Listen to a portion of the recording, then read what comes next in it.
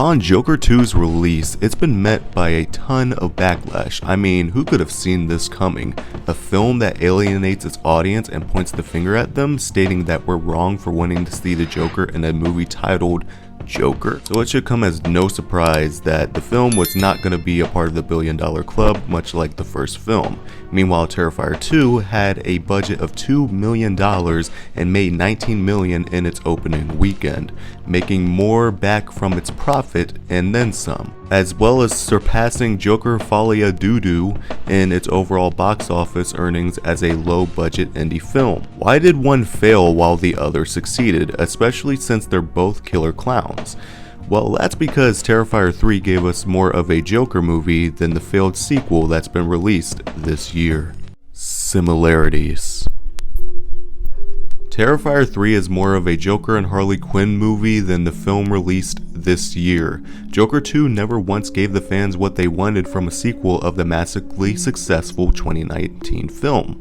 No offense to Todd Phillips and Joaquin Phoenix, they did attempt to tell a somewhat unique and out-of-the-box story that's not expected of a comic book film. Also, the film definitely is not the worst comic book film of all time. It's not even this year's worst film, but it definitely is the most disappointing of the year.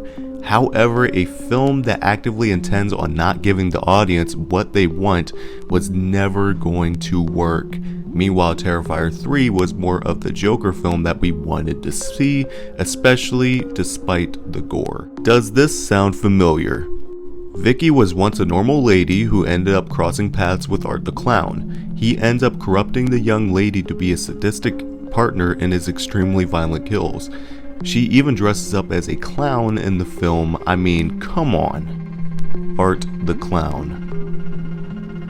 Unlike the Arthur Fleck character, Art the Clown is actually funny.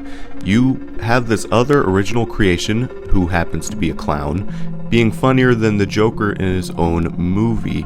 He even has his own intensity, as you know that when Art the Clown comes across a victim, it's going to get bad.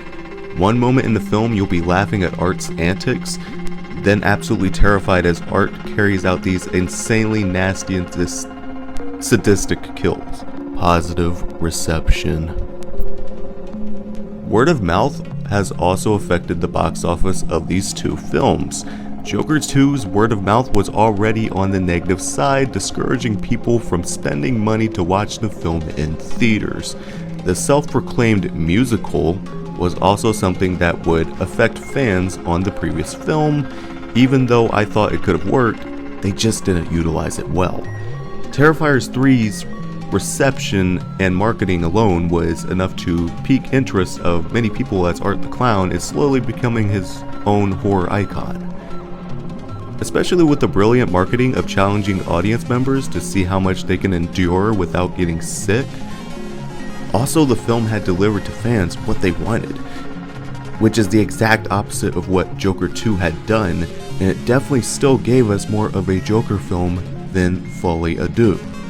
And in conclusion, I can clearly say that with all the similarities between the Joker and Harley Quinn mythology and Art the Clown, it still gave us more of a Joker and Harley Quinn movie than what Folie Deux did, and that's really sad.